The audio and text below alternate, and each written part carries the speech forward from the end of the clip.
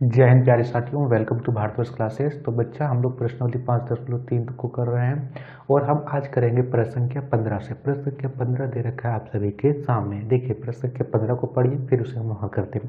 देखिए प्रश्न संख्या 15 दे रखा है कि निर्माण कार्य से संबंधित किसी ठेके में एक निश्चित तिथि के बाद कार्य को विलंब पूरा करने के लिए जुर्माना लगाने का प्रावधान है। कह रखा है कि कोई एक काम है उसमें समय से पूरा करना है और यदि आप समय से पूरा नहीं करते हो तो आपको फाइन देना होगा। ठीक है, मान लीजिए कोई जैसे कि कॉपी बनाना है तो कॉपी बनाने का ठेका ले लिया गया कि इतने दिन में कॉपी बना देना है, और यदि उसके दिन आप एक भी दिन उसमें देरी करोगे, उसमें एक भी दिन अधिक लोगे तो उसमें आपको फाइन देना होगा। इस प्रकार का प्रश्न है। तो यदि पहले दिन वह जितना दिन में काम पूरा करना है यदि उससे एक दिन अधिक लेता है तो 200 रुपये लेगा। दूसरे दिन यदि 2 दिन अधिक लेता है तो 250 रुपये। 3 दिन अधिक लेता है तो 300 रुपया। तो देखिए पहले दिन के लिए 200 रुपया था और एक दिन और बढ़ गया तो उसमें 50 और जुड़ गया तो 250 हो गया। उसके बाद फिर तीसरे दिन में 50 और जुड़ गया, कितना हो गया 300। तो इसमें एक एपी बन रही है, 200, 250, 300 एक एपी बन रही है। तब अब आगे बढ़े, अब आगे प्रश्न भरिए। आगे दे रखा है कि एक ठेकेदार को जुर्माने के रूप में कितनी राशि अदा करनी पड़ेगी यदि वह 30 दिन का विलंब करता है। 30 दिन तक वह विलंब करता है, मान लीजिए उसको कि उसको कुछ दिनों में पूरा करना होगा, वह 30 दिन अधिक ले गया तो उसको कितना फाइन देना होगा ये हमें ज्ञात करना है। देखिए पहला दे रखा है, पहले हम लोग एपी ज्ञात कर लेते हैं। एपी क्या होगी, प्रश्न संख्या 15 एपी बन रही है। देखिए पहले दिन तो लग रहा है 200 रुपये, पहले दिन तो लग रहा है 200, फिर उसे लग रहा है 250 रुपये दूसरे दिन। तीसरे दिन के लिए उसे लग रहा है 300 रुपये। ठीक है, इसी प्रकार उसे 30 दिन तक, दिन का मतलब है यहाँ पे पद दे रखे हैं। ठीक है, दिन का मतलब हम यहाँ पे पद दे रखे हैं। तो यहाँ पे पद कितना है 30। अब यह एक एपी की तरह काम कर रही है। अब हमें क्या करना है, इन सभी का योग ज्ञात करना है। ए दे रखा है 200, डी दे रखा है 50, चूँकि 50-50 बढ़ रहा है तो डी होगा 50। इन सभी के पदों का योग फॉर्मूला होता है एस एन बराबर n/2, 2a plus n-1 into D. n दे रखा है हमें 30, तो 30/2, 2a तो 2, a का मान दे रखा है 200 तो 200 रख देते हैं, प्लस n का मान है 30 तो 30 माइनस 1 का -1, d का मान है 50। अब इसे सॉल्व कर लेते हैं। हल करने पर जो होगा उतना ही उसे देना होगा जुर्माना के रूप में। इसे काट लेते हैं, कटेगा 15 बार में। ठीक है, तो यहाँ से आया 15, 200 दूनी 400, प्लस 30 में से 1 घटाएंगे तो 29 गुने 50। ठीक, 15 का 15 लिखिए, 400 प्लस 29 और 50 को गुना कीजिए, 9 × 5 = 45 के 5 हाथ में 4, 5 दूनी 10 और 4 14, 1450 आया। 15 गुने 14 और 4 18, तो 1850। 15 और 1850 को गुना कीजिए, जो आएगा वही आपका उत्तर होगा। 27750 कितना आएगा, 27750 इसका आंसर होगा। आंसर मैच कर लीजिए कि क्या यह आंसर मैच कर रहा है। चलिए, तो ये था प्रश्न संख्या 15। काफ़ी आसान था। हमें दे रखा कि कोई एक निर्माण कार्य है, उसमें यदि आप एक दिन लेट करते हो तो आपको 200 रुपये देना होगा, और यदि आप इसके बाद 2 दिन लेट कर रहे हो तो आपको 250 रुपया, 50% बढ़ रहा है। तो हमें दे रखा है कि यदि वह इसी प्रकार 30 दिन तक विलंब करता है तो उसे कुल कितने रुपये देना होगा, हमने यहाँ से ज्ञात कर दिया। पढ़ते प्रश्न संख्या 16 में प्रश्न संख्या 16 दे रखा है कि किसी स्कूल के विद्यार्थियों को उसके समग्र शैक्षिक प्रदर्शन के लिए 7 नगद पुरस्कार देने के लिए 700 रुपये की राशि रखी गई है। यदि प्रत्येक पुरस्कार अपने से ठीक पहले पुरस्कार से 20 कम है तो प्रत्येक पुरस्कार का मान ज्ञात कीजिए। ठीक है, यहाँ पे देखिए जो एक स्कूल है उसमें पुरस्कार देना है, जिसमें से पुरस्कार की कुल राशि है 700 रुपये। 700 रुपये में ही आप लोगों 700 रुपये में ही प्रथम, द्वितीय, तृतीय इत्यादि करके आप सभी को 7 प्रकार के 7 प्रकार के प्राइस देने हैं और कह रखा है कि जो पहला प्राइस है जो दूसरा प्राइस है वो जो दूसरा प्राइस है वो पहले प्राइस से 20 कम है। इसी प्रकार जो तीसरा प्राइस है वो दूसरे से 20 कम है। तो इसमें एक एफी लग रही है। इसे क्लियर कर देता हूँ, फिर यहाँ पे बोर्ड में भी समझा रहा हूँ। देखिए प्रश्न संख्या 16 पहले दे रखा है कि कुल राशि कितनी है 700 रुपये है और कुल पुरस्कार कितने दिए जाने हैं 7 नगद है, 7 नगद पुरस्कार है। ठीक है, तो मान लीजिए कि पहला पुरस्कार होगा ए, हमें पता तो नहीं है कि पहला पुरस्कार कितना दे रहा है, मान लीजिए ए होगा। तो दूसरा पुरस्कार क्या होगा पहले से 20 कम यानी ए -20 हो जाएगा। तीसरा क्या होगा दूसरे से भी 20 कम, तो ए -20 तो 20 40 यानी ए -40 हो जाएगा। चौथा पुरस्कार क्या होगा ए -60। पांचवा पुरस्कार क्या होगा ए -80। छठा पुरस्कार ए -100। सातवां पुरस्कार ए -120।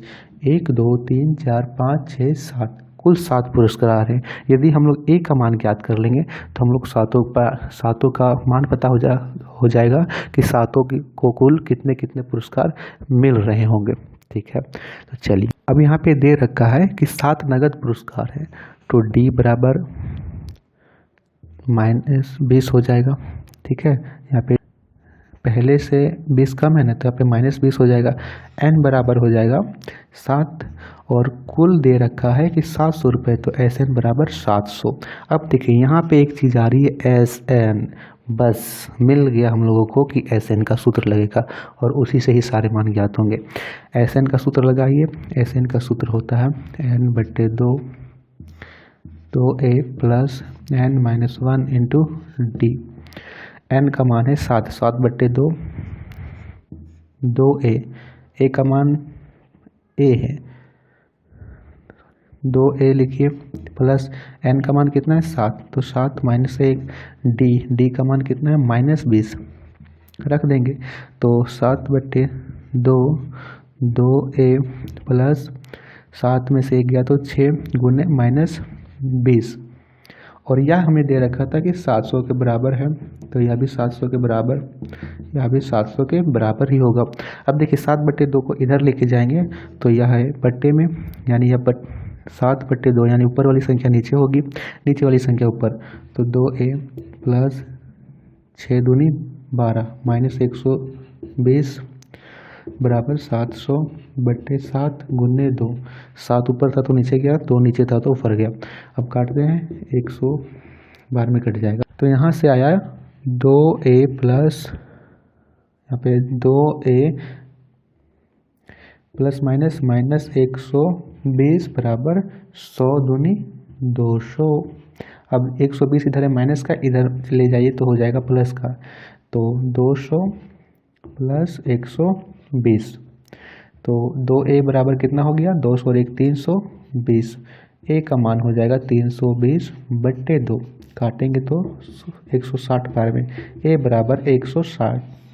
ठीक है, प्रश्न में हमें कह रखा था प्रत्येक पुरस्कार का मान ज्ञात कीजिए। अब a का मान ज्ञात हो गया, प्रत्येक पुरस्कार का मान आ जाएगा a बराबर 160, तो यह हो जाएगा 160। 160 में से 20 घटाइए 140, दूसरा हो जाएगा, तीसरा हो जाएगा 120, चौथा 100, पाँचवा 80, ठीक है 60, 40, इसी प्रकार का होगा। इसे जोड़िएगा तो आएगा 700। देखिए 140 और 60, 180, 180, 180 और 100, 280, 280 और 20, 300 और 1 400, 400 और 1 540 और 60, 160 यानी 700। तो कुल यहाँ पे 700 रुपये होंगे। प्रथम पद यानी कि पहले को राशि मिलेगी 160 रुपये। ये था प्रश्न संख्या 16। करते हैं प्रश्न संख्या 17। संख्या 17 कह रखा है कि एक स्कूल के विद्यार्थियों ने वायु प्रदूषण कम करने के लिए स्कूल के अंदर और बाहर पेड़ लगाने के बारे में सोचा। यह निर्णय ले गया कि प्रत्येक कक्षा का प्रत्येक अनुभाग अपनी कक्षा की संख्या के बराबर पेड़ लगाएगा। उदाहरण, यदि कक्षा 1 का एक अनुभाग एक पेड़ लगाएगा, कक्षा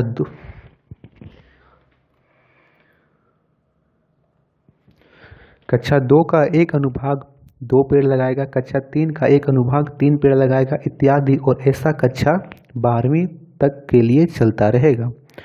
प्रत्येक कक्षा के 3 अनुभाग हैं। इस स्कूल के विद्यार्थियों द्वारा लगाए गए कुल पेड़ों की संख्या कितनी होगी। देखिए, कोई क्लास है, उसके विद्यार्थियों ने सोचा कि चलो पेड़ लगाते हैं। तो एक क्लास है, उसमें कितने सेक्शन है? 3 सेक्शन है। सेक्शन होता है ना, जैसे आप लोग 10th में पढ़ रहे होगे तो 10th में सेक्शन होगा, section A, section B, section C, उसी प्रकार सेक्शन है, और प्रत्येक में 3 सेक्शन है। यानी क्लास 1 का भी 3 सेक्शन है, क्लास 2 का भी 3 सेक्शन है। और जो प्रत्येक क्लास है वो अपने क्लास के बराबर पेड़ लगाएगा। यानी क्लास 1 का है तो 1 पेड़ लगाएगा, ठीक। क्लास 2 का है तो 2 पेड़ लगाएगा। तो इस प्रकार कुल कितने पेड़ होंगे ये कह रखा है।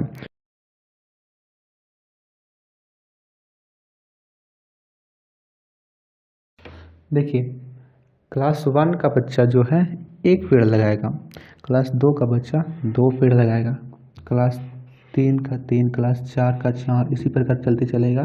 क्लास 12 का जो है वो 12 पेड़ लगाएगा। अब देखिए क्या रखा है कि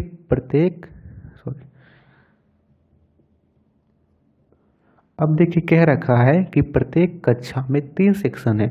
तो यदि 3 सेक्शन है तो प्रत्येक में 3 निकलेगा, तो 1 का भी 3 निकलेगा। यहाँ पे 2 में भी 3 पेड़ लगेंगे, यानी लगा तो रहा है 2, लेकिन सेक्शन है 3, इसलिए 3 से हम लोग इसको गुना कर देंगे। 12 को भी 3 से, तो यहाँ पे हो जाएगा 3, 6, 9, 12 और 36, ठीक है। तो यहाँ पे एक AP प्राप्त हो रही है, 3, 6, 9, 12। डी कितना है, सबका अंतर देखेंगे तो 3 है। प्रथम पद दे रखा है 3, एन दे रखा है कुल 12 है, ए एन हमें पता है कि 36 होगा। तो एस एन लगा देते हैं, एस एन बराबर n/2 a + a n, ठीक है। क्लियर है ना। हमें पूछ रखा है कि कुल कितने पेड़ों की संख्या होगी, तो हम लोग यहाँ से करेंगे। n कितना है 12, तो 12/2। a कितना है, ए तो हमारा, देखिए यहाँ पे कंफ्यूज नहीं हो जाएगा, आराम से मैं लिख देता हूँ पहले। यह है डी और यह है ए, ठीक है। तो ए है 3 प्लस ए एन कितना है 36, तो 2 छक 12, 6 गुने 36 और 3 39, गुना कीजिए 9 छक 54 के 4, हाथ में 5 6 18 और 5 23, कुल 234 पेड़ होंगे। तो यहाँ से हम लोग निकाल लेंगे।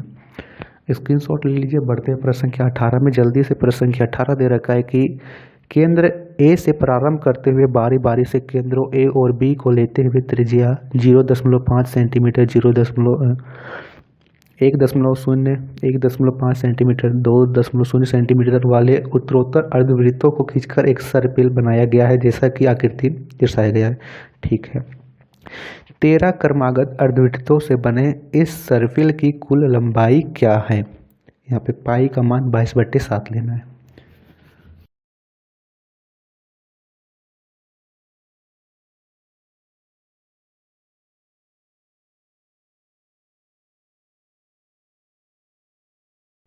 तो ये है आकृति 5.4। अब प्रश्न को एकदम आराम से समझ के रखा है प्रश्न में कि केंद्र ए से प्रारंभ करते हुए बारी बारी से केंद्र ए और बी को लेते हुए त्रिज्या, यहाँ से जो है इसकी त्रिज्या 0.5 है, फिर इसकी त्रिज्या यहाँ से बढ़ गई, इसकी त्रिज्या यहाँ से आ गई 1, फिर यहाँ से बढ़ गई या 1.5, इसी प्रकार यह बढ़ रही है।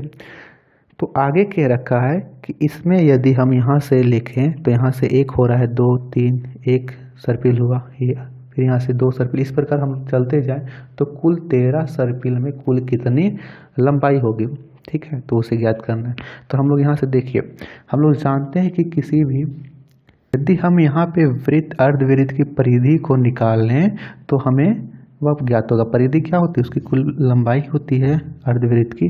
तो देखिए वृत्त की परिधि क्या होती है, वृत्त की परिधि जो होती है वो होती है 2πr, लेकिन हमें कह रखा है कि अर्धवृत्त है, तो अर्धवृत्त की परिधि क्या होगी तो पाई आर बटे 2 कट जाएगा तो क्या होगा पाई आर। ठीक है, तो अर्धवृत्त की परिधि होगी पाई आर। अब हमें पाई यहाँ पे जो आर है उसका मान अलग अलग दे रखा है। पहले तो दे रखा है कि 0.5 है, दूसरे में दे रखा है कि 1.0 है, तीसरे में दे रखा है कि 1.5 है। तो उसी प्रकार हम लोग यहाँ से एपी को ज्ञात कर लेंगे। देखिए वृत्त की परिधि लगाएंगे, पहले के लिए होगा पाई आर, ठीक है, दूसरे के लिए क्या होगा पाई आर 1 लिख लेते हैं, तीसरे के लिए होगा पाई आर 2, पाई आर 3, इसी प्रकार के लिए पाई आर 13 के लिए होगा। यह हमारी एक एपी प्राप्त होगी। तो यहाँ पे आर का मान पहले कितना दे रखा है 0.5, तो यहाँ पे पाई लिखिए, आर के जगह में लिखेंगे 0.5, फिर दूसरे में लिखेंगे पाई, आर का मान दे रखा है 1, तीसरे में पाई लिखेंगे, आर का मान दे रखा है 1.5, चौथे में फिर इसी प्रकार दे रखा है 2, तो पाई लिखेंगे, आर का मान लिखेंगे 2। अब गुना कीजिएंगे तो यहाँ पे आएगा 0.5 पाई, यहाँ पे आएगा पाई 1 दशमलव, यहाँ 1 से गुना कीजिएगा तो 1 पाई 1.5 पाई, यहाँ पे आएगा 2 पाई। ठीक है, इस प्रकार आएगा। अब देखिए यह हमारी एक एपी प्राप्त हो गई। अब क्या करना है, यहाँ से हमें सारवंतर ज्ञात करना है, प्रथम पद ज्ञात करना है। तो प्रथम पद तो 0.5 पाई ही होगा। सारवंतर निकाल लेते हैं, सारवंतर 1 माइनस 0.5 पाई, 1 पाई माइनस 0.5 पाई, इसे करेंगे माइनस तो 0.5 पाई ही होगा। ठीक है, एक में से 0.5 घटाएंगे एन हमें कुल कितना है यहाँ पे 13, तो कुल 13 है।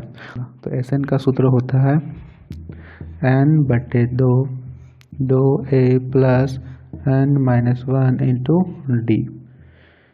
ठीक है, n का मान है 13, तो 13 बटे 2 लिखिए, a का मान यहाँ से आया है 0.5 पाई, तो 0.5 पाई, n का मान कितना दे रखा प्लस n का मान कितना दे रखा है यहाँ पे 13, तो 13 माइनस 1, d का मान कितना दे रखा है 0.5 और पाई।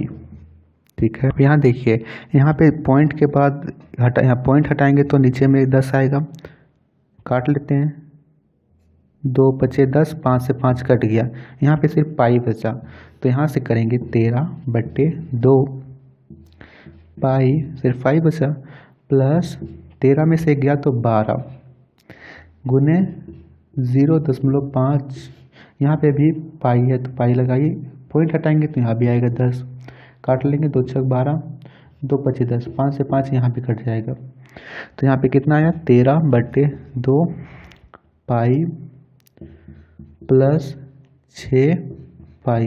यहाँ से होगा 13 बटे 2, 6 और 1 7 पाई। अब देखिए, अब हम लोग रखेंगे यहाँ पे पाई का मान, नीचे दे रखा है प्रश्न में कि पाई का मान 22/7 लीजिए, पाई की जगह में रखेंगे 22/7 और इसे हल कर लेंगे।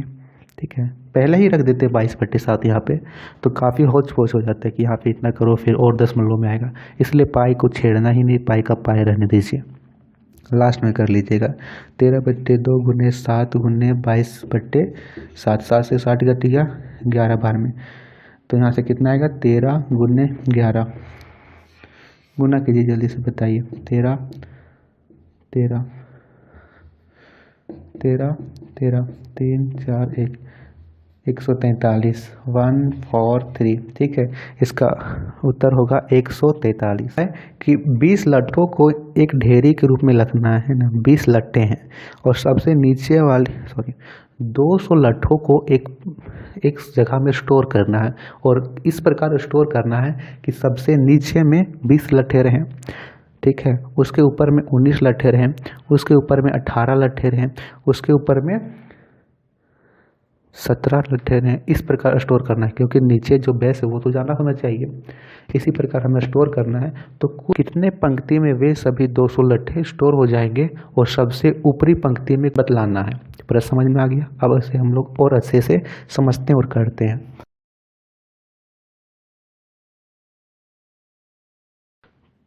तो पहली पंक्ति जो सबसे नीचे पंक्ति है उसमें 20 लट्टे होंगे, उसके ऊपर की 19, उसके ऊपर में होंगे 18। तो यहाँ से एक AP प्राप्त होगी, सारा अंतर होगा 1। तो A बराबर हो गया 20, D बराबर n हमें याद करना है। और सबसे ऊपरी पंक्ति जब एक n ज्ञात हो जाएगा उसी से सबसे ऊपरी पंक्ति ज्ञात हो जाएगी कितनी होगी, और वहाँ से हम लोग an के माध्यम से वहाँ पर हम लोग सबसे ऊपरी पंक्ति में कितने लट्टे होंगे ज्ञात कर सकते हैं। कुल मिलाकर हमें मेन है कि n ज्ञात करना है। ठीक है, तो SN बराबर 200 है। ठीक है, यह दे रखा है तो इसी का फॉर्मूला लगाइए। ठीक,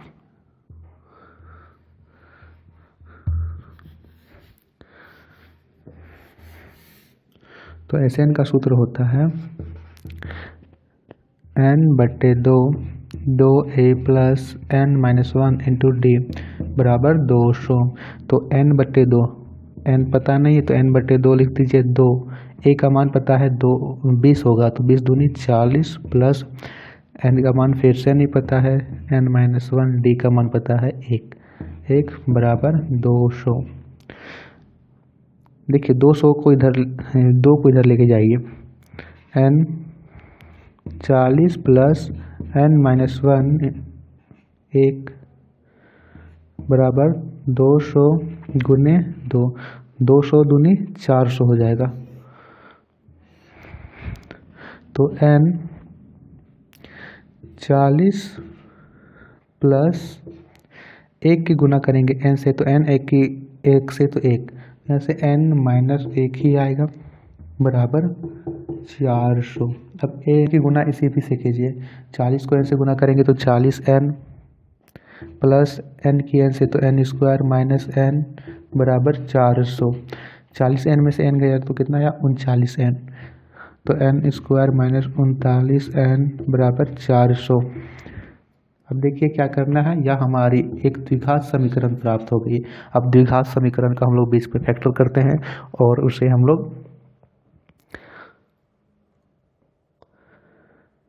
n का मान ज्ञात करेंगे। n के यहाँ से 2 मान ज्ञात होंगे, एक तो होगा ऋणात्मक का, एक होगा धनात्मक का। ऋणात्मक के मान को नहीं लेंगे, धनात्मक के मान को लेंगे, क्योंकि हम लोग जानते हैं कि कोई भी पद ऋणात्मक में नहीं होगा। अब देखिए हम लोग जो द्विघात समीकरण होता है उसे कई विधियों से हल करने हमने अध्याय 4 में कई विधियों से हल किया था। आप लोगों को याद है कितने विधियों से किए थे? जल्दी से कमेंट कीजिए। यदि आप लोग अभी वीडियो को देख रहे हो जल्दी से कमेंट कीजिए कितने विधियों को किया था। हम लोग इसे करते हैं गुणनखंड विधि से। तो n² माइनस 39n माइनस 400 बराबर 0। प्लस का था, इधर आया माइनस का, तो इसे अब करेंगे यहाँ से बीच का फैक्टर कीजिए। तो n² 400 का 100 गुना करेंगे 402, 202, 100, 2 50, 2 25, 5 5 5 25, इन दोनों को ले लीजिए। 2 दूनी 4, 4 दूनी 8, 8 दूनी 16। तो 25 और 16 गुना करेंगे तो आएगा 400। 25 और 16 को जोड़ेंगे तो आएगा 39। तो यहाँ से होगा 25 और 16, तो होगा n² minus 25n minus 16n, क्योंकि यहाँ भी माइनस है यहाँ भी माइनस, तो माइनस माइनस प्लस हो जाएगा, माइनस 400 बराबर 0। यहाँ से n निकलेगा, इन दोनों से यहाँ बचेगा n माइनस 25, यहाँ से 16 निकलेगा, अंदर बचेगा n माइनस 25 बराबर 0। n माइनस 25 बराबर 0, n माइनस 16 बराबर 0। इधर n का भी मान आ गया 25 प्लस का, यहाँ पे n का मान आ गया 16 प्लस का, दोनों तरफ आया प्लस का। माइनस रहता तो हटा देते सीधा, कोई दिक्कत ही नहीं था, दोनों आ गया प्लस का। अब कैसे करेंगे?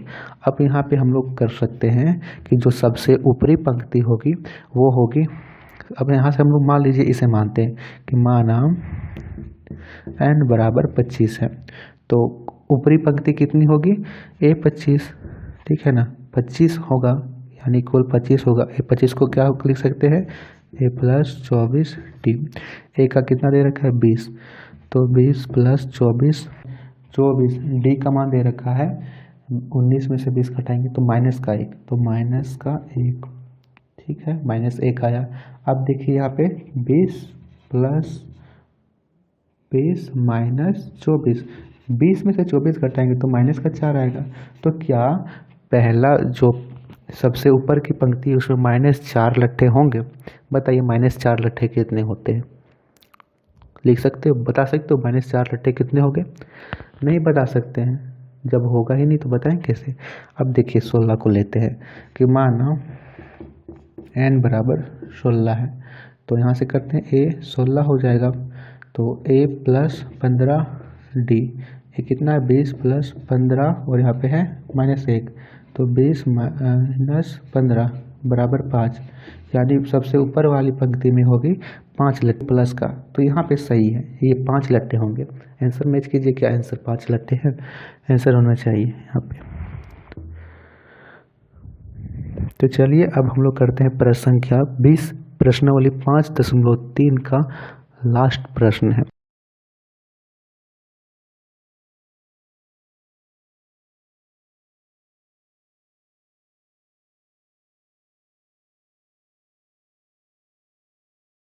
प्रश्न संख्या 20 दे रखा है कि एक आलू दौड़ पोटैटो रेस में प्रारंभिक स्थान पर एक बाल्टी रखी हुई है जो पहले 8 मीटर की दूरी पर है तथा अन्य आलुओं को एक सीधी रेखा में परस्पर 3 मीटर की दूरी पर रखा गया है। इस रेखा पर 10 आलू रखे गए हैं।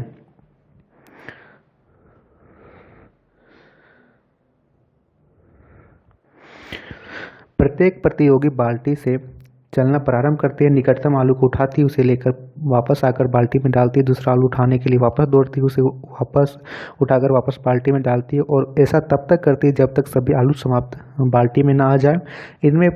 इसमें प्रतिभागी को कुल कितनी दूरी दौड़नी पड़ेगी? चलिए ये दे रखा है, हमें दे रखा है कि कुछ पोटैटो रेस हो रही है। मान लीजिए यहाँ क्या 20 दे रखा, देखिए जो पहला आलू है वो बाल्टी से 5 मीटर की दूरी में रखा हुआ है और दूसरा आलू पहले आलू से 3 मीटर की दूरी में। मान लीजिए यहाँ एक बाल्टी है यहाँ पे,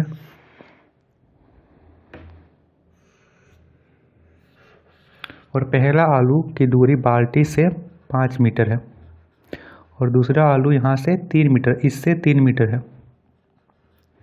और फिर यहाँ से 3 मीटर की दूरी पर हो तीसरा आलू।